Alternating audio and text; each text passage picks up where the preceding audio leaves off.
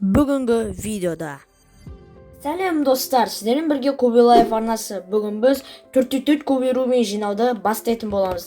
Ал ендеше біз басталмастан бұрын менің арнамда 55 тіркелуші болып қалыпты. Сондықтан сіздерге көп рахмет. Ал видео міне біздің алдымызда 4-4 кубирубеге дайын тұр. Бізде мысалы үште бізден R десек тек осылай істей саламыз ғой. Ал бұл жерде 4-4-те мынандай болады. Мысалға кішкентай R болады, кіші. Ол кезде мынаны бұраймыз. Осылай көтереміз. R сияқты, бірақ соның ішкі жағын. Содан кейін RW деген келеді. Ол осылай болады. Қалғандары таныс шығар, мысалы F, кішкентай F келетін болса, осылай істейміз тек. Міне, осылай бұра саламыз да.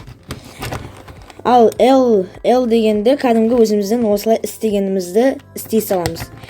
Түсінікті болса, ал шатастырып құрайтын боламыз. Бізде 4-4 кубирубей шатастырылып тұр. Біз бұл 4-4 кубирубейін құрамастан болын бізде 3-3-ті центрлерін жаттап білуіміз керек. Мысалға, сары үстінде болатын болса, мына жерде көк, қызыл, оны оң жағында болады. Ал қызыл сары оны сол жағында болады деп жаттауымыз керек. Бұлда да дәл сондай етіп, бірақ біз ақ түсін бірінші бастаймыз. Өзімізге ыңғайлы болу үшін мен өзімнен ақтан бастаймын. Өзім солай үйреніп қалғаным. Бұлайша басқа да түстерден құрай берсек болады. Ендеше ақ центрін құрауға кеттік. Мысалға, мына жерде бір бөлшегі тұр, мына жақта бір бөлшегі тұр. Оны осылай бұрамыз. Соны слайд түсіргенде бізде мына бір бөлшегі құралады. Енді бізде екінші жағы осындай керек. Оны іздейміз. Бір бөлшегі осында тұр екен, біреуі мына жақта тұр екен. Біз егер мынаны осылай қойып, осылай істейтін болсақ, бізде мына жердегі бөлшегіміз бұзылып кетеді. Сондықтан бізден бұны осылай бұрып қоямыз. Ал мына жерде тұрған мынаны түсіреміз де, осылай бұрамыз да, осылай түсіреміз. Міне бізде ақ орталық құрылды. Енді бізде келесі бұл сары центр. Біз бірінші жаңағыдай осындай бір ұзыннан бір бөлшегін жасап аламыз. Осылай бұрамыз. Міне бізде осы екеуін осылай бұрғанда келеді. Бірақ бізден оны осылай қоятын болсақ, бізде ақ центр бұзылып кетеді. Сондықтан бізден осылай қойғанда шатастырып алмауымыз керек. Яғни ақ түсті бұзып алмауымыз керек. Мысалға, мына жерде осындай жағдай келіп тұр. Оған мен осылай көтеріп, екі рет бұрып, осылай түсірем. Міне бізде мынау қалды да, мына ақ түс бұзылған жоқ. Енді біз мына келесісі бұл мына жақта тұр екен. Оны осылай бұрамыз, және тағы да осылай бұрамыз. Енді бізден осы жерге қойсақ, мынау осылай жаңағыдай істейтін болсақ, бізде сары түс бұзылып кетеді. Бірақ ақ түс бұзылмайды. Сондықтан бізде мынаған қарама қарсы сарыға қоямыз да, жоғары осылай екі рет бұрамыз да түсіреміз. Міне бізде сары түс құрылды. Енді біз келесі, мына жерде бізден мысалы сары мен ақты құрасақ, енді бізге тек көк, қызыл, жасыл, қызыл сары ғана қалды. Енді біз жаңа айтып кеткенде жаттап білуіміз керек. Мысалға, мына жерде көк болса, мына жақта қызыл тұру керек деген сияқты.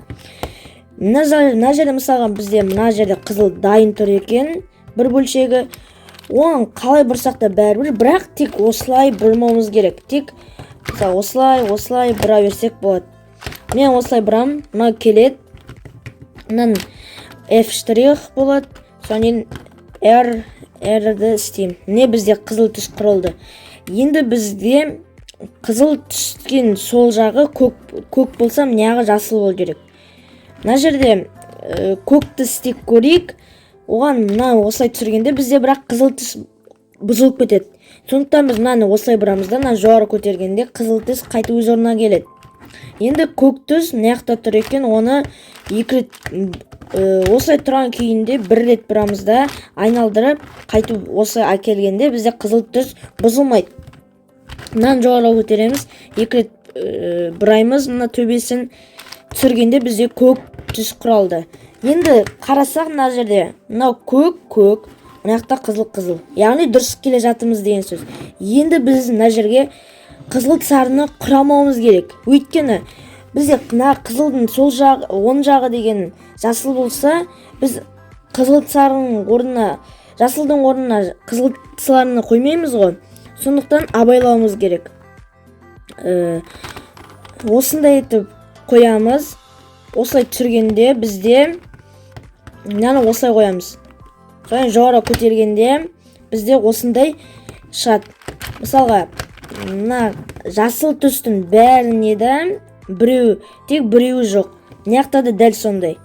Біз бұндай кезде осындай етіп ұстап аламыз да, осылай істейміз. Жоғары, солға түсіреміз. Міне, бізде енді осындай пайда болды.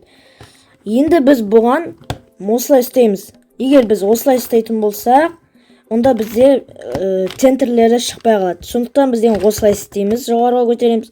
Бізде қызыл түс бұзылып кетті. Оны 2 рет бұрып, түсіргенде бізде центрлері құралды. Осымен біздің видеомыз аяқталды.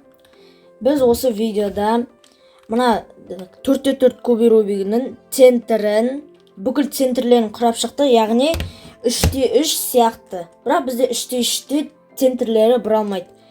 Ал біз бұл жерде центрін құрадық. Егер осы видео сіздерге ұнаса, лайк басып, қолдап, тіркеліп, басқа да достарыңызға таратыңыздар. Осы видеодан сіздер 4×4 кубик рубигінің центрлерін құрады деп ойлаймын. Ал видео аяқталды. Сау болыңыздар.